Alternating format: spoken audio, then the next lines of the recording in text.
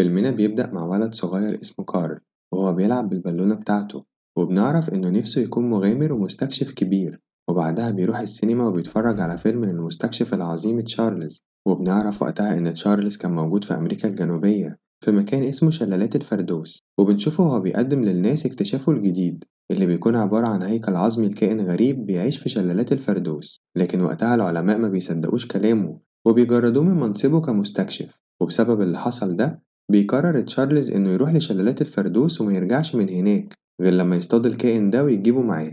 وبنشوف بعدها كارل في الطريق وهو مروح للبيت، وبيكون بيلعب بالبالونة بتاعته وهو فرحان جدا. بس فجأة بيسمع صوت طفل خارج من بيت مهجور، فبيدخل البيت ده وبيتفاجئ إنها بنت صغيرة وبتلعب كأنها طايرة بمنطاد. وبيتخض كارل جدا لما البنت بتشوفه وبتطير البالونة بتاعته. وساعتها بتهديه البنت وبتعرفه بنفسها وبتقوله إن اسمها ألي، وبترحب بيه في النادي بتاعها وبتقوله إنه نادي سري للمستكشفين بس، وكمان بتديله بادج المستكشفين. وبيروحوا سوا يجيبوا البالونة بتاعته اللي بتكون بعيدة عنهم. ولما كارل بيقرب علشان يجيب البالونة بيقع ورجله بتتكسر.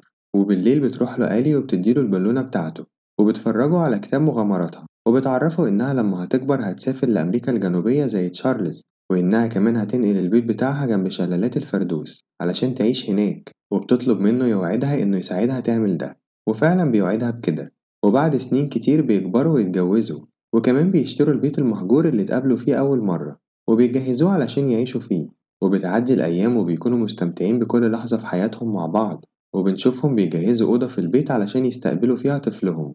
ولكن للأسف بتمرض آلي وما بيكونش في أمل إنها تخلف خالص. وساعتها بيحاول كارل إنه يخفف عنها لأنها بتكون زعلانة جدا، وبيديها كتاب المغامرات بتاعها وبيفكرها بحلمها. وبيقرروا سوا إنهم ينقلوا بيتهم لشلالات الفردوس علشان يعيشوا هناك، وبيبدأوا إنهم يحوشوا فلوس كتير علشان يحققوا الحلم ده. لكن للأسف كل ما يحوشوا مبلغ يحصل حاجة تخليهم يصرفوه. مرة البيت بتاعهم بيتدمر وساعتها بيضطروا إنهم يكسروا الحصالة علشان يصلحوه. ومرة تانية العربية بتاعتهم بتبوظ، ومع كل مشكلة بتقابلهم بيضطروا إنهم يكسروا الحصالة. وبعد مدة طويلة بيكبروا هما الاتنين وهما عايشين في سعادة.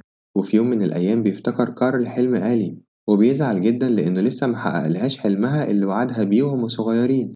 وساعتها بتجيله فكرة وبيروح يشتري تذكرتين لأمريكا الجنوبية علشان يسافر هو وآلي لشلالات الفردوس. ولكن للأسف بتتعب آلي جدا وما بيلحقش كارل إن يفاجئها بالهدية، وبتتنقل للمستشفى وهناك بتديله كتاب المغامرات بتاعها وبتودعه. وبعدها بنشوف كارل وهو وحيد وزعلان جدا على فراق حبيبته. وبعد فترة بنشوف كارل اللي بيكون عاجز جدا، وبالرغم من كده بينظف البيت زي ما كان متعود ينظفه هو وآلي.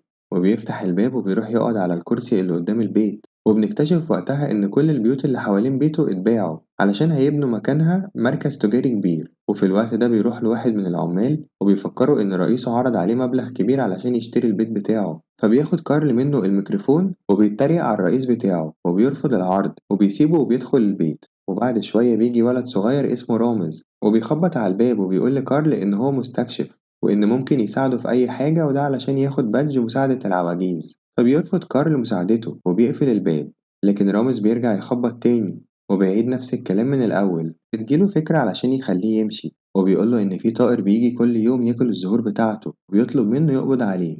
وفعلا بيفرح رامز جدا وبيبدأ يدور على الطائر ده.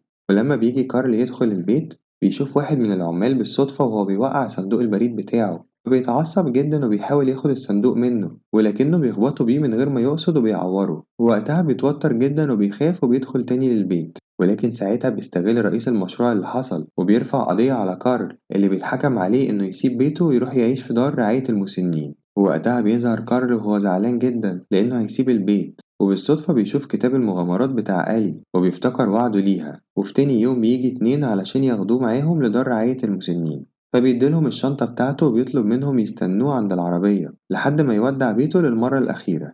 وفجأة بيظهر عدد كبير جدا من البالونات اللي بتكون مربوطة في برج المدخنة بتاع البيت وبتسحب البيت وبتطير بيه في السماء.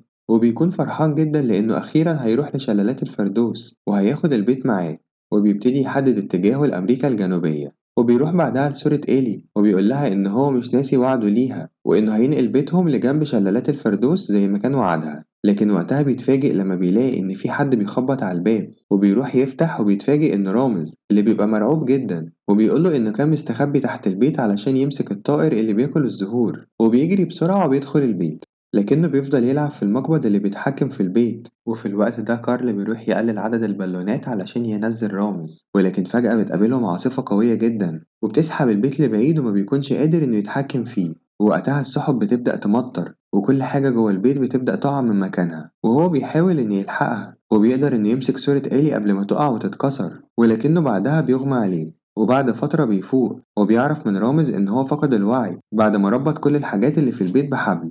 ولما بيبص من الشباك بيتفاجئوا إنهم طايرين فوق السحاب، وما بيبقاش عارف هم وصلوا فين بالظبط. لكن وقتها بيقول له رامز إنهم وصلوا لأمريكا الجنوبية، وإن هو عرف ده عن طريق الجي بي إس اللي موجود معاه، وبيأكد له إنهم مش هيتوهوا أبدا طول ما الجهاز ده معاهم. ولكنه بعدها بيرميه من الشباك بالغلط، فبيروح كارل يقلل عدد البالونات وبينزل بالبيت من فوق السحاب، ولكنه بيقرب من الأرض بسرعة وبيتخبط البيت وبيقعوا هما الاتنين منه، وبيعدي البيت من فوقيهم. فبيجري عليه بسرعة وبيمسك أنبوبة المية علشان يلحق البيت قبل ما يبعد عنهم، وبيمسك رامز فيه وبيسحبه، وبيقدروا هما الاتنين إنهم ينقذوا البيت على آخر لحظة. وفجأة بيختفي الضباب وبيفرح جدا لما بيشوف شلالات الفردوس موجودة قدامه، وبيقول لرامز يتسلق الأنبوبة علشان يطلع للبيت ويسحبه بعدها. ولكن رامز ما بيقدرش إنه يعمل كده، فبيتعصب جدا، وده لأنهم موجودين في الجانب التاني من الجبل ومش قادرين يوصلوا لشلالات الفردوس. وساعتها بيقترح رامز عليه إنهم يجروا البيت وراهم زي البالونات، وبكده هيقدروا يوصلوا للشلالات. فبتعجبه الفكرة وبيبدأ هو ورامز يسحبوا البيت وراهم.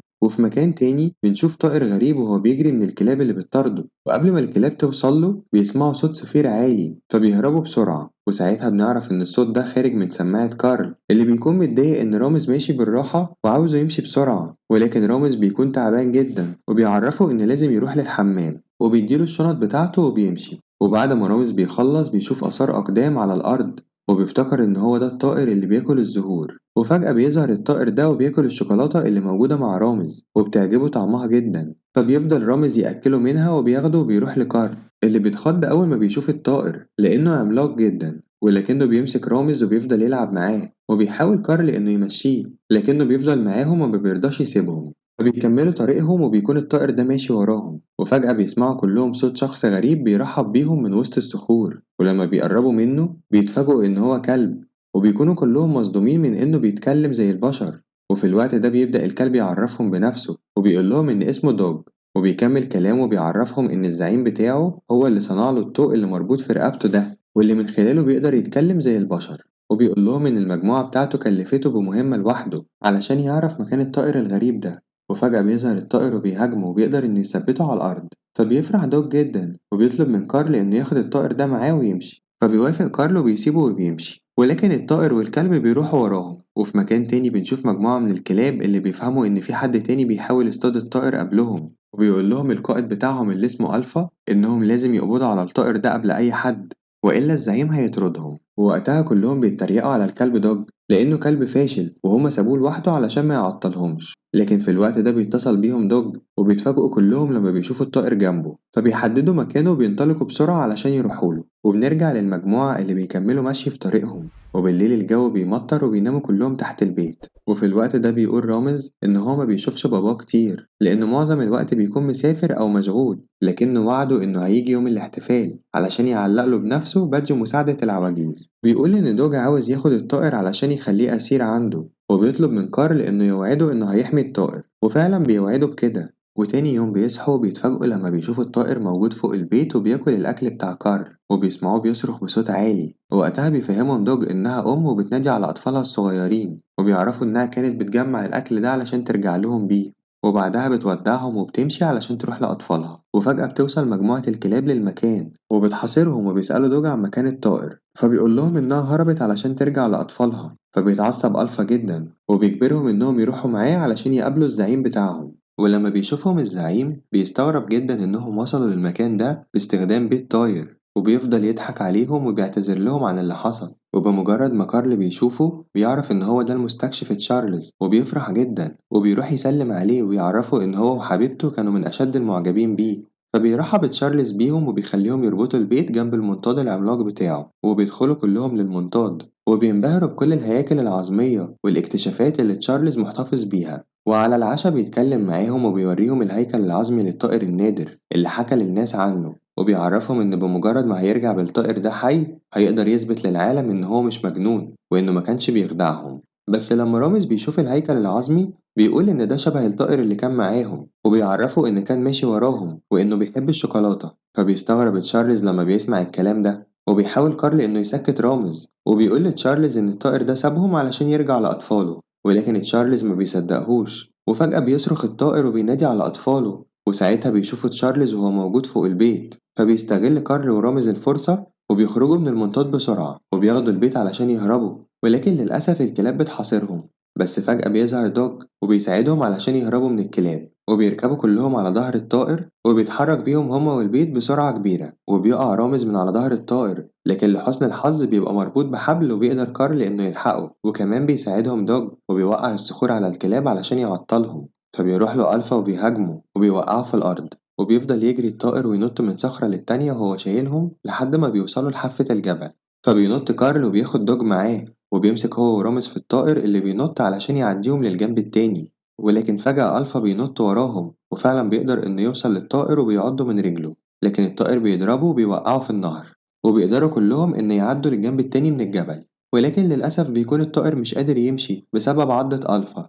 فبيساعده رامز وبيداوي الجرح بتاعه، وفي الوقت ده بينادي الطائر على أطفاله لكنه ما بيبقاش قادر يروح لهم. وساعتها كارل بيقرر إنه يساعده علشان يرجع لأطفاله. وفي الوقت ده بيكون تشارلز متعصب جدا من مجموعة الكلاب بتاعته لأن الطائر قدر يهرب منهم. وساعتها بيعرفوا ألفا إن دوج هو اللي ساعدهم على الهروب. فبيفرح تشارلز جدا وبيقدر إنه يحدد مكان دوج على الخريطة.